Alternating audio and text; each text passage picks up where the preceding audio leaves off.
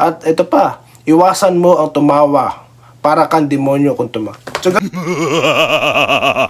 sorry po sa mga tropang Converge pero San Miguel po ang mananalo, no? Bakit ko po nasabi yan?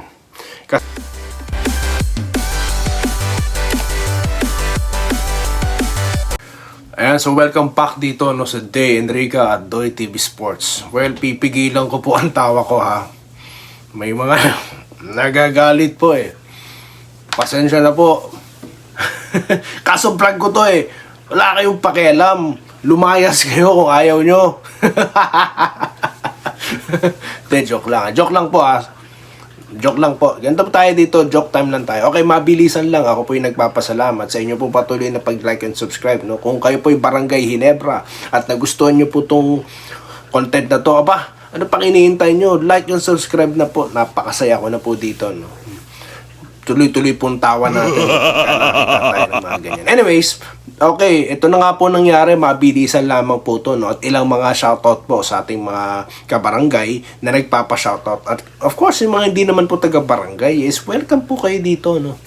Magtawanan lamang po tayo, no? Anyways, so yun na nga po, no?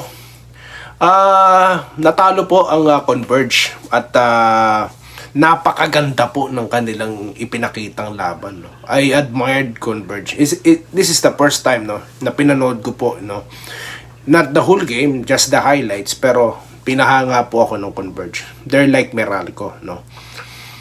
Ang gandeng nung tong si Stockton, no, tsaka si Aranya. So talaga pong solid, pati po yung si Santos, no, yung malaking 3-pointer nila, napahanga ako. At biruin nyo po, muntik na nilang masilat ang San Miguel, no? Wala pa si Balti niyan. Ano pa kaya kung nandyan si Balti, di ba? So I admired Converge, no?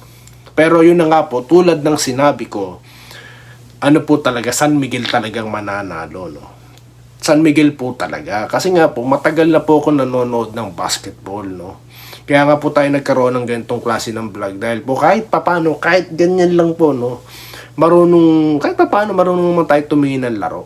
Talaga pong veteran ang ang maaasahan sa mga ganyang pagkakataon, di ba? Kaya nga po sa hanay ng Converge, nakita nyo naman si Alex Cabagnot. Yun po ba yung matanda? Hindi pa tanda yun. Di po ba? At tapos, on the other hand, tulad po ng mga sinabi kong pangalan, naglabasan, di ba? Kung paano ko nahulaan na si Abarientos ang kukunin ng Ginebra. Di po ba? Ganun din po hindi na kasi nahuhulaan yan. Very predictable na po kasi talaga. Si 8-time MVP ang baba na. Tignan nyo po. Sabi nga ng isang commentator, parang PlayStation. Which is true, di ba? Marshall Lassiter at si CJ Perez, no? Isama mo pa si Tautua. So ganyan po, no? Kaya kung alam ko gusto nyo Converge para maiba naman po, di ba? Maiba naman, maging Ginebra, naman, Converge. Maganda po yan. Kaso nga po, in reality po, at kung makikita nyo po sa mga players, hindi po ganun basta-basta mailalaglag San Miguel. Kaya po, San Miguel ang inakala kong panalo, no? At di naman po tayo nagkamali. Di po ba? Kaya nga po dito, kay Mr. Jarko, no? I don't owe any apology at all. Unang-una, kahit po manalo ang Converge, no? Hindi ako mag-apologize. Bakit? Hindi ko naman minaliit ang Converge. Hindi ka lang nanood ng buong content. Di ba? Sorry po sa mga tropang Converge pero San Miguel po ang mananalo, no? Bakit ko po nasabi yan? Kasi po, hindi ka lang nanood, hindi ko niwalang respeto ang Converge. No, hindi. Di ba? At yung tawa ko, hindi yun para sa Converge. Hindi para maliitin ang kung sinong kupunan. Ganito talaga kasi di ka naman kasi talaga siguro kakapanood mo lang, no? Kaya di kita masisi. Okay, basahin ko comment niya ha. Paano kung masilat ang San Miguel mamaya? Mag-public apology ka. So hindi ako mag-apologize. At kahit matalo ang San Miguel, I don't owe any apology dahil wala akong tinirang tao, no? Tandaan natin lahat yan. Okay, hingi ka ng sorry sa Converge sa pag-down. Hindi ko dinown yung team nila. Pinanood ko po ulit yung content, no? I never down anybody, no? Ang dinadown ko yung mga ayaw manalo. Okay? Yung mga pinapangalan ng farm team, okay? Yun, ang mga dinadown ko rito, binabakbakan ko, at yung mga fake news peddlers, boy, no? Okay? Ayan, tuloy natin yung kanyang comment. Hinebra ako. Marami na po ako narinig na ganyan. Ako, hinebra ako, pero yung ginawa na. O, diba? Si Manila Boy. So, alam nyo kasi, no? Marami na po ako nakilala, no? Na nagpapakilalang hinebra sila, no? Para makuha nila yung atensyon, no? Ng mga fans, di ba? Dumami views nila. Kaya nga po yung nagpapakalat ng mga fake news dyan na si Troy Rosario, mamaya may content tayo about that, may update tayo. No? Pero hindi naman totoo, no? Para lang makakuha ng simpatya. Ngayon, sinasabi mo sa akin na hinebra ako, hindi ko maiwasan na hindi ka paniwalaan, no? Kasi marami nang gumawa niyan boy. Yung linya na yan, hinebra ako, no?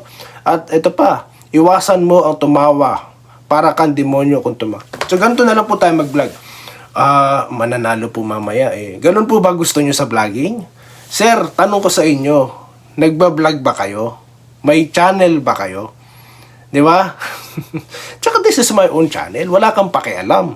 You can choose not to watch, no? Pero kung gusto mo, salamat, di ba? Pero yung para pangunahan mo ko sa paraan ko, this is my own way, no? Kanya-kanya tayo at never ako nang gaya ng style, no? At wala akong pakialam, no? Kahit walang manood sa akin. But this is my own thing. As long as wala akong sinisirang tao, wala akong tawag dito, kasinungaling at fake news sa pinakakalat, no? So, wala. Take it as it is, no? So, yun lang po. Anyway, salamat pa rin po sa comment nyo, no? Okay.